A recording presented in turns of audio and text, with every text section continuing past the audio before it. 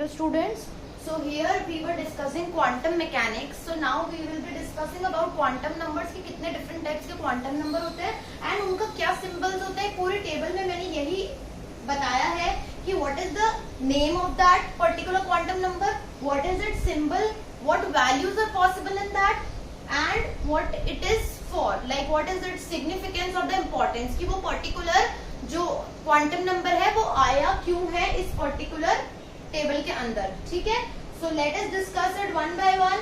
Your first quantum number is principal quantum number, that is the most important one, denoted with small n.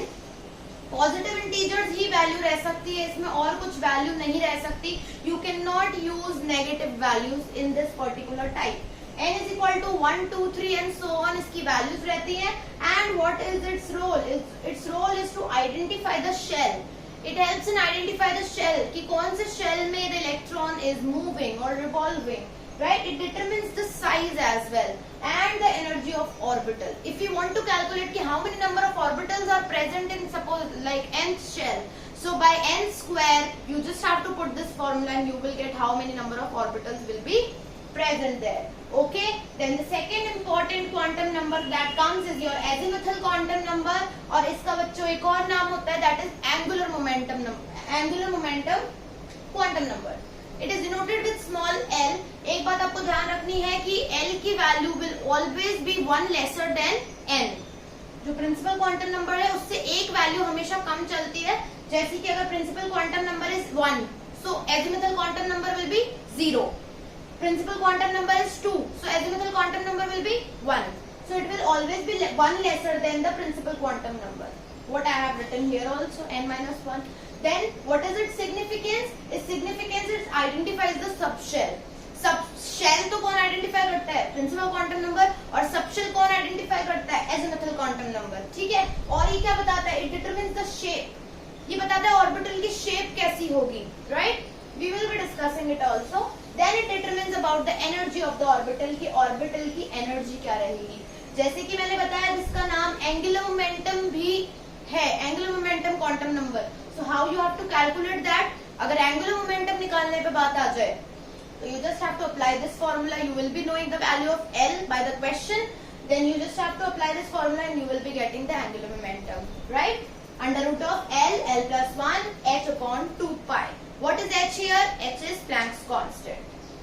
Then let us talk about the next third quantum number, which is magnetic quantum number, denoted with symbol small m l. Now possible values क्या क्या हो सकती है इसमें? इसमें हो सकते हैं integers, लेकिन कौन से integers? Between minus l and plus l. मतलब जो l की वैल्यू आएगी ना azimuthal quantum number की, उसका माइनस एंड उसका पॉजिटिव, उसके बीच की वैल्यूज होंगी मैग्नेटिक क्वांटम नंबर में. Then what values it can have? Minus l to l and 0. These it can have these values. Now we want to calculate कि magnetic quantum number काम क्या आता है. तो magnetic quantum number is to determine the magnetic orientation. कैसा orientation magnetically अगर हम देखते हैं तो कैसा ओरिएंटेशन आ रहा है. देन इसमें एक नया कॉन्सेप्ट आता है, जैसे हम यहाँ पे मैग्नेटिक की बात कर रहे हैं तो मैग्नेटिक से एक चीज रिलेटेड होती है मैग्नेटिक मोमेंट. मैग्नेटिक मोमेंट में देखो आप फॉर्मूला आपका दिया है, इसको कहते हैं mu. It is under root of n plus 2. ये इसकी यूनिट है बोर मैग्नेटन. मैग्नेटिक मोमेंट की unit is Bohr magneton, where this mu is magnetic moment जो आपको कैलकुलेट करना है.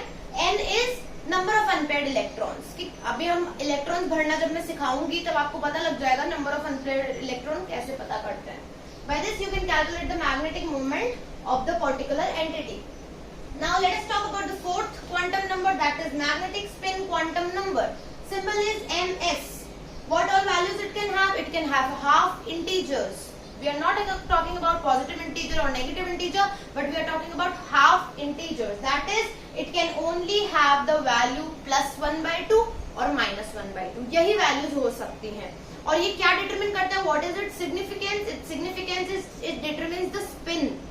स्पिन का पता चलता है आपको कि वो ऐसे घूम रहा है या ऐसे घूम रहा है. It tells you about the spin.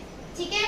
Then अगर हमें स्पिन मोमेंट पता करना हो, इसका जैसे मैग्नेटिक मोमेंट होता है वैसे स्पिन मोमेंट भी होता है. तो if you want to calculate the spin moment, so the formula is under root of s plus 1 multiply h upon 2 pi, where h stands for Planck's constant. ठीक है? So this was about your quantum numbers and its significance. Now let us talk about the next topic. You can pause the video and note this table. Now इसके बाद एक next concept आता है बेटा जिसका नाम है एटॉमिक ऑर्बिटल. तो एटॉमिक ऑर्बिटल या फिर सिंपली ऑर्बिटल होते क्या हैं? ऑर्बिटल ऐसा स्पेस या रीजन होता है, स्पेस और region where probability of finding electron is maximum. जहां पे इलेक्ट्रॉन को ढूंढने की प्रोबेबिलिटी या इलेक्ट्रॉन के मिलने की प्रोबेबिलिटी उस रीजन में या उस स्पेस में मैक्सिमम है, उसको कहते हैं ऑर्बिटल. ठीक है? Orbital is also connected with wave function. We have discuss in the previous class की वेव फंक्शन होता है हर एक ऑर्बिटल का, जिसको हम इस सिंबल से डिनोट करते हैं ना, साई से. तो सबका एक वेव फंक्शन होता है properly Sai. Now the psi can be represented. अगर psi रिप्रेजेंट करना हो किसी भी ऑर्बिटल का तो it is represented by 3 set of quantum numbers. अभी जो हमने क्वांटम नंबर पढ़े ना, उनके 3 सेट की जरूरत है अगर हमको वेव फंक्शन निकालना है किसी भी ऑर्बिटल का. वो है n, l और m. ये तीनों क्वांटम नंबर अगर हमें पता होंगे तो हम वेव फंक्शन निकाल सकते हैं किसी भी ऑर्बिटल का.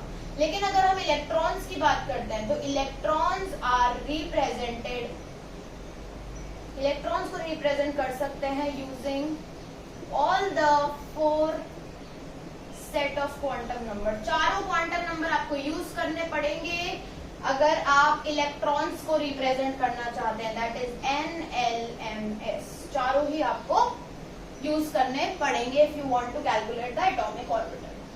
राइट? इसके बाद हम बात करते हैं, you can note it down. Orbital में सबसे पहला ऑर्बिटल आता है जिसका नाम है 1s ऑर्बिटल.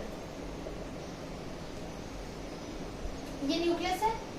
इसके चारों तरफ यहाँ पे बहुत सारा चार्जेस होते हैं, काफी सारे चार्जेस हैं. चार्ज क्लाउड मान लो, बहुत सारे चार्ज क्लाउड है.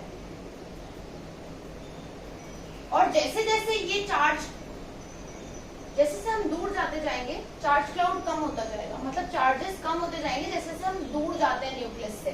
तो 1s क्या होता है? 1s तो एकदम पास में होता है, न्यूक्लियस के चिपका हुआ होता है. तो यहाँ पे चार्ज बहुत ज्यादा होते हैं और चार्जेस आर यूनिफॉर्मली डिस्ट्रीब्यूटेड. जब इसको अल्ट्रा माइक्रोस्कोप से देखा गया तो ऐसा देखा गया कि चार्ज ऐसे इसमें ऐसे बने हुए हैं और यूनिफॉर्मली डिस्ट्रीब्यूटेड है एकदम. तो यूनिफॉर्मली डिस्ट्रीब्यूटेड है, इससे पता लगा that's why 1s orbitals are spherical. Question आता है कि ऐसा बताओ 1s ऑर्बिटल स्फेरिकल क्यों होते हैं? तो रीजन इज दिस ओनली, क्योंकि charges are uniformly distributed. Nucleus के चारों तरफ चार्ज क्लाउड है और चार्जेस ऐसे यूनिफॉर्म डिस्ट्रीब्यूशन में है. That is why 1s orbitals are spherical. Similarly if you talk about 2s orbitals, if you talk about 2s orbitals, so यहाँ पर भी सेम होता है. मैं डायग्राम से बता देती हूँ. ये भी न्यूक्लियस के करीब ही है, दूर नहीं है, न्यूक्लियस के पास ही है. 1s के जस्ट ऊपर आता है 2s. तो लेट्स सपोज इससे मैंने दिखा दिया न्यूक्लियस, ये 1s, ये 2s. तो it is also nearer to the nucleus only. Nucleus के पास ही है charge cloud. So that is, इसमें भी यूनिफॉर्म डिस्ट्रीब्यूशन है. That is why it is also spherical in shape.